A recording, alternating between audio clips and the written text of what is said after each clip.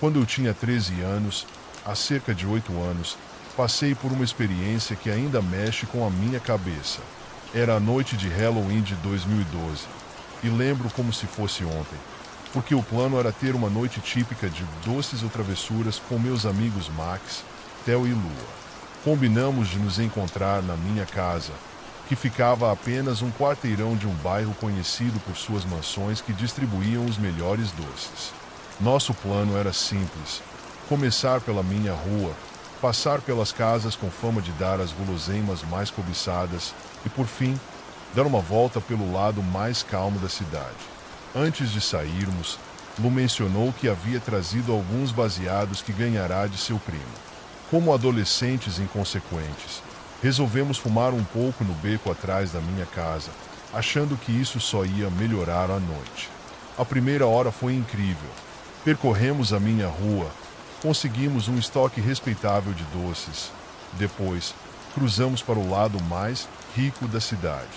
No entanto, quando já estávamos voltando para cobrir as casas que deixamos para trás, percebemos que a maioria das luzes já estava apagada e a noite parecia encerrada para muitos moradores. Pensamos que já tínhamos doces suficientes, mas, enquanto caminhávamos de volta, notamos uma casa ainda iluminada. Era uma das muitas casas idênticas enfileiradas, mas algo nela parecia diferente. Mesmo assim, a ganância falou mais alto e decidimos tentar a sorte. Subimos os degraus e tocamos a campainha. Demorou um pouco, mas logo ouvimos passos pesados ecoando pela casa. Quando a porta se abriu, um homem apareceu. Ele devia estar na faixa dos 40 anos, vestindo uma camiseta velha manchada e uma cueca boxer desgastada. Parecia não dormir há dias, o cabelo desgrenhado, o cheiro forte de suor e bebida. Mas ele sorriu de forma amigável e fez uma piada, dizendo que devíamos ser os únicos corajosos ainda pedindo doces, e que isso merecia uma recompensa especial. Ele nos pediu para esperar enquanto buscava algumas guloseimas. Não pensamos muito nisso, talvez o efeito da erva ainda estivesse nublando o nosso julgamento, mas ficamos ali, rindo e comentando o tipo de doce que ele traria. Pensávamos que ele ia aparecer com barras de chocolate ou algo do tipo. Quando ele voltou, tudo mudou. Em suas mãos, segurava uma pilha de caixas finas de DVD pretas. Ele sorria de forma estranha, como se estivesse exibindo algum tipo de tesouro, abanando os DVDs na nossa frente e nos incentivando a escolher qualquer um que quiséssemos. Seu sorriso parecia se esticar anormalmente, revelando dentes manchados e quase alaranjados. Quando olhamos as capas dos DVDs, nossos rostos caíram. Eram filmes adultos. Max, hesitante, murmurou que só estávamos atrás de doces, esperando que o cara entendesse a dica. Mas seu sorriso só aumentou, seus dentes desiguais refletindo a luz da varanda. O homem respondeu, dizendo algo como: entendi. Garotos da sua idade têm outros interesses, né? Tudo bem, podem confiar em mim. Não fiquem tímidos. Começamos a recuar devagar, tentando manter a calma, e eu forcei um sorriso educado, mas tudo naquela situação parecia errado. Quando estava prestes a dizer que precisávamos ir embora, ele colocou a mão dentro da cueca e começou a se tocar, ainda falando conosco como se nada estivesse fora do normal. Ele continuou dizendo que tinha mais guloseimas dentro de casa e que poderíamos entrar, comer todos os doces que quiséssemos e assistir a alguns filmes legais com ele. Cada palavra dele fazia meu estômago revirar. Sem falar mais nada, saímos correndo da varanda, nossas sacolas e abóboras de plástico cheias de doces batendo nas nossas pernas enquanto disparávamos para fora dali. Minhas pernas queimavam, mas não ousei olhar para trás até estarmos no meio da rua. Quando finalmente olhei por cima do ombro, vi o homem parado na borda da garagem, nos observando. Ele deu alguns passos lentos na nossa direção, mas depois parou, balançou a cabeça e voltou para dentro. Corremos sem parar, cortando pelo bairro até alcançarmos a estrada principal que levava para minha casa. Só diminuímos o ritmo quando chegamos, praticamente tropeçando nos degraus que levavam à porta do porão nos fundos. Arrombamos a porta, ofegantes, tentando rir para disfarçar o medo e a adrenalina. Ficamos em silêncio por um longo tempo, apenas nos encarando, tentando entender o que acabará de acontecer. Finalmente, Theo quebrou o silêncio, sugerindo que talvez a Eva tivesse deixado tudo mais estranho do que realmente era. Mas no fundo, sabíamos que aquele homem estava errado, que ele era perigoso. Conversamos sobre o quão assustador aquilo havia sido, e conforme os minutos passavam, começamos a brincar e a fazer piadas para tentar amenizar o que sentimos. Mas estávamos furiosos que alguém como ele achasse que poderia fazer aquilo conosco. No dia seguinte, quando a euforia e o medo diminuíram, decidimos nos vingar. Pegamos alguns ovos da geladeira e, à tarde, voltamos até a casa dele. Nos escondemos um pouco, certificando-nos de que ninguém estava nos vendo, e começamos a lançar os ovos na casa dele. Cada estalo dos ovos quebrando nas janelas e na varanda parecia um tipo de vingança silenciosa.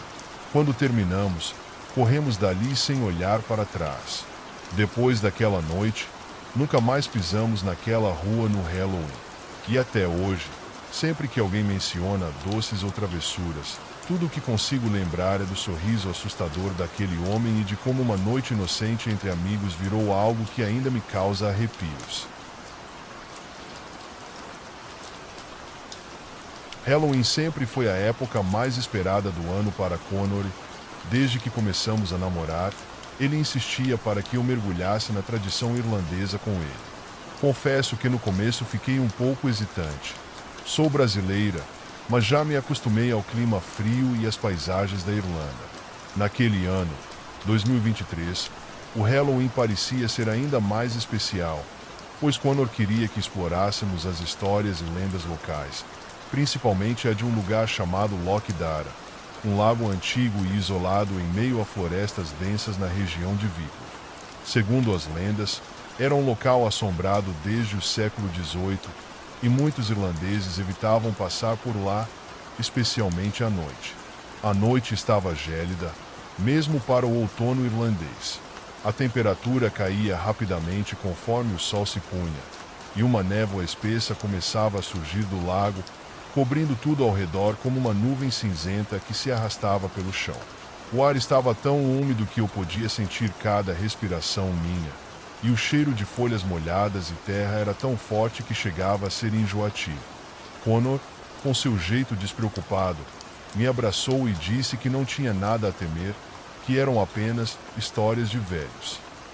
Mas algo naquele lugar me causava arrepios. Caminhamos em direção ao lago, onde o silêncio era profundo, como se o próprio som se recusasse a se aproximar dali.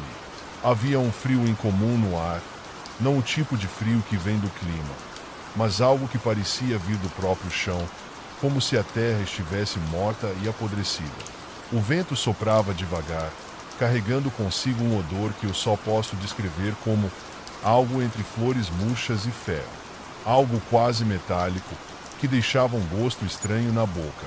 Enquanto andávamos pela margem do lago, Connor começou a contar uma das lendas de Loch Dara, sobre uma antiga aldeia que ficava onde hoje é o lago e que foi inundada depois de um ritual sombrio.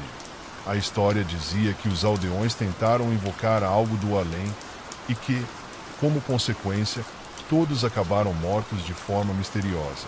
Segundo ele, em noites de Halloween, era possível ouvir os gritos dos aldeões tentando sair da água, como se estivessem presos eternamente naquele fundo escuro. Foi então que ouvi um som que me congelou, um sussurro leve, abafado, vindo da direção do lago. O barulho era fraco, mas tinha um tom desolador, algo que parecia entre um choro e um lamento, quase como se alguém estivesse implorando por ajuda. Olhei para Connor, que agora parecia mais tenso. Ele sorriu, tentando disfarçar o desconforto, mas eu sabia que ele também estava ouvindo. Começamos a andar mais rápido, mas parecia que o som nos acompanhava. O barulho ficava mais alto, e agora eu podia jurar que havia mais de uma voz. Era como se o lago estivesse cheio de pessoas tentando emergir, suas vozes entrelaçadas em um coro macabro que ecoava pela floresta. De repente, a névoa ficou mais espessa, quase como uma parede, e o pouco que conseguíamos enxergar à nossa frente foi completamente apagado. Não víamos mais nada além da névoa e das sombras das árvores distantes. Connor tentou manter a calma e sugeriu que saíssemos dali, mas quanto mais tentávamos nos afastar, mais parecia que estávamos girando em círculos. A floresta se tornava cada vez mais densa, as árvores cada vez mais retorcidas e assustadoramente silenciosas, como se elas também estivessem mortas. E então vimos algo que me fez estremecer. À nossa frente, em meio à névoa, uma figura se formava. Ela era alta e esguia, como uma sombra de alguém que nunca conhecemos. Era como se estivesse nos observando, imóvel, mas cheia de intenções escuras. A cada passo que dávamos para trás, a figura parecia dar um passo à frente, sempre dentro daquela névoa densa que a cobria parcialmente. A coisa mais assustadora era que, embora estivesse coberta, seus olhos eram como duas chamas apagadas, sem vida, mas que pareciam nos devorar. A tensão entre nós crescia, e a minha respiração estava pesada, presa na garganta. O ar ao nosso redor parecia ter ficado ainda mais frio, quase congelante, e cada vez que o inspirava, era como se estivesse respirando água gelada. Connor pegou minha mão e começou a correr, mas nossos passos pareciam ser absorvidos pela terra molhada e o barulho parecia mais um afundamento do que uma corrida. Ao mesmo tempo, os sussurros aumentavam, formando um coro desesperado. Era como se todos aqueles que haviam sido tragados pelo lago quisessem nos avisar, ou talvez nos levar para o mesmo destino.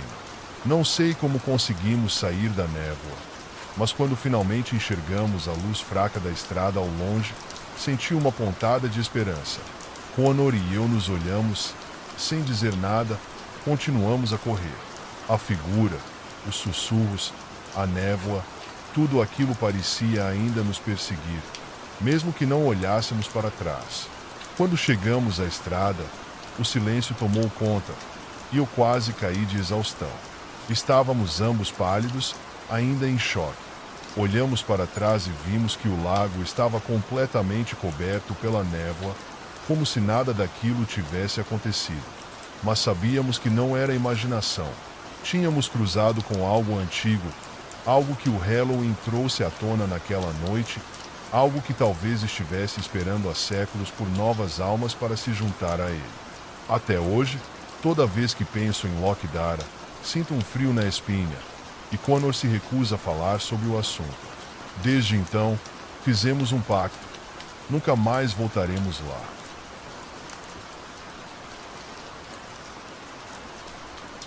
É começo de outubro, e já estou sentindo toda a emoção do Halloween se aproximando. Amo essa data mais do que qualquer outra. A atmosfera de mistério e fantasia sempre me cativa. As fantasias, as festas e aquela sensação de suspense vão se intensificando conforme os dias passam e o grande dia se aproxima. Certa noite, embora estivesse atolado em estudos, decidi que precisava de uma pausa. Um grupo de estudo havia sido cancelado por causa de um prazo inesperado para um projeto e, frustrado, não queria apenas desperdiçar a noite. Resolvi então dar umas arremessadas na quadra de basquete perto do parque. Pouca gente vai lá, então o lugar se tornou meu refúgio particular. É escondido, tranquilo, e há algo quase mágico no modo como o luar ilumina o pavimento, criando uma paz que sempre me acalma. Cheguei lá e, como esperado, o lugar estava deserto. O único som era o farfalhar das folhas, e uma trilha saía da quadra, levando a uma área montanhosa e densa. Naquele cenário silencioso e sombrio, pensei em colocar meus fones de ouvido, mas a escuridão ali caía depressa, e achei melhor estar atento ao que se passava ao meu redor. O céu estava pintado em tons de rosa e roxo enquanto o sol desaparecia no horizonte. Tudo parecia perfeito, e eu estava totalmente imerso na minha atividade, até que a noite trouxe uma virada inesperada. Estava quase terminando meu treino quando um grito cortante e arrepiante ecoou pela trilha, seguido de uma risada maníaca que soava distorcida, quase inumana. Meu coração disparou. Fiquei ali, tentando ver de onde aquilo vinha, mas não havia ninguém à vista. Decidi ignorar e continuar por mais algumas jogadas, até que um carro entrou no estacionamento. Os faróis iluminaram brevemente a quadra antes de o veículo parar em uma posição estranha, o que me deixou alerta. Para tentar me acalmar, fui até o banheiro próximo. Enquanto estava ali, tentando manter a compostura, ouvi um sussurro rouco vindo da cabine ao lado. Meu coração disparou. Poderia ser um drogado, um sem-teto, alguém com intenções suspeitas. Terminei rapidamente e, ao sair, escutei a porta de um carro bater. Espiei pela esquina do prédio, tentando ver quem estava ali. Então, congelei. Dois palhaços, com sorrisos macabros pintados, vestindo aqueles trajes horripilantes, caminhavam em direção à trilha isolada. Senti meu estômago revirar. Parte de mim queria segui-los, movido por uma curiosidade mórbida, mas logo percebi que isso seria uma loucura. Peguei minha mochila e comecei a me afastar rapidamente. Ao chegar no meu carro, destranquei a porta com as mãos tremendo e mandei uma mensagem rápida para meus amigos, dizendo que estaria online mais tarde. Quando me preparava para partir, percebi alguém sentado em um banco perto da quadra. Estava escuro demais para ver seu rosto, mas imaginei que fosse a pessoa da cabine. Com os nervos à flor da pele, liguei o motor e saí dali o mais rápido que pude. Cheguei em casa ainda com o coração acelerado e só então comecei a me acalmar. Pode não ter sido a experiência mais assustadora do mundo, mas era 2016, aquele ano em que avistamentos de palhaços assustadores estavam acontecendo por todo lugar. Esse foi um encontro bizarro que nunca consegui esquecer. Honestamente, sinto até um certo alívio por não ter ficado mais tempo para descobrir quem eram. Quem sabe, talvez esses encontros estranhos voltem a acontecer algum dia.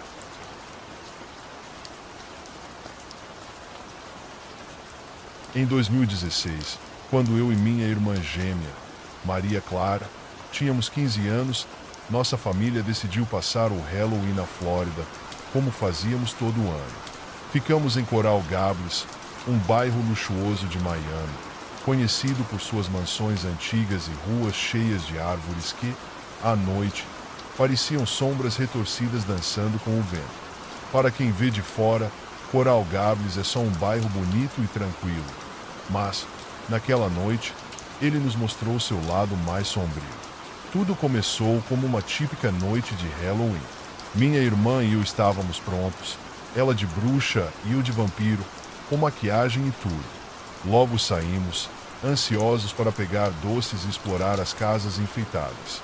Coral Gables era conhecida por suas decorações impressionantes, mas naquela noite, a atmosfera parecia diferente, estranhamente pesada.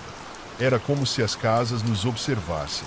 Depois de andar um pouco pelas ruas e pegar alguns doces, nos deparamos com uma mansão no final da rua que, estranhamente, não estava decorada. A fachada da casa era imponente, com colunas brancas e janelas grandes, mas a escuridão lá dentro dava uma sensação perturbadora, como se escondesse algo. Mesmo assim, decidimos tentar a sorte e bater na porta, só por diversão. Esperamos, mas ninguém respondeu. Quando estávamos prestes a ir embora, a porta rangeu lentamente e se abriu sozinha. Trocamos um olhar e, como bons adolescentes curiosos, decidimos entrar. A primeira coisa que notamos foi o cheiro, um odor metálico e levemente adocicado que parecia vir de algo que havia ficado ali por muito tempo. Entramos em um corredor longo e escuro, iluminado apenas por velas tremulantes.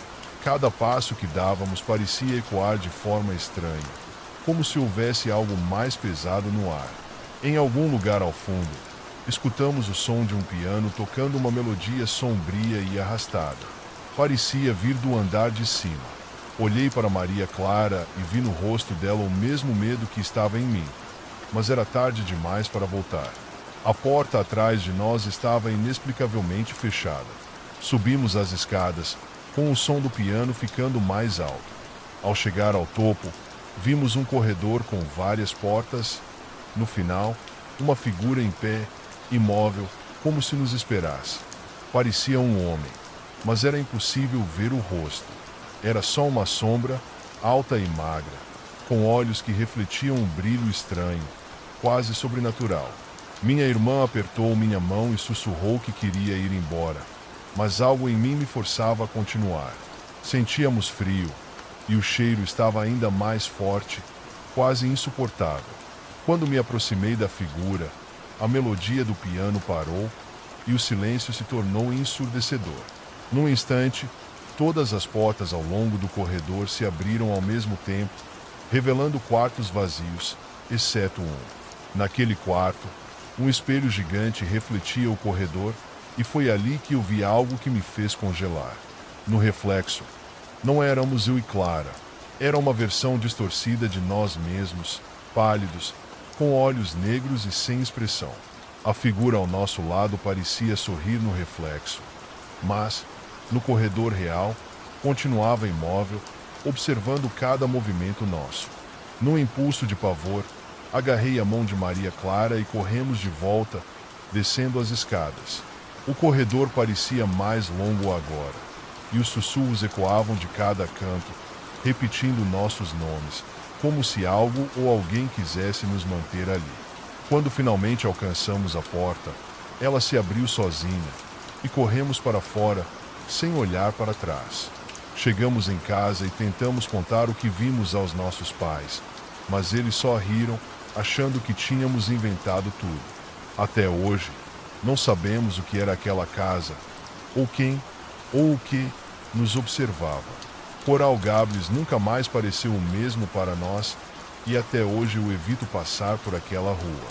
Porque, às vezes, ainda consigo ouvir o som daquele piano tocando bem longe, como um aviso de que não deveríamos ter entrado naquela noite.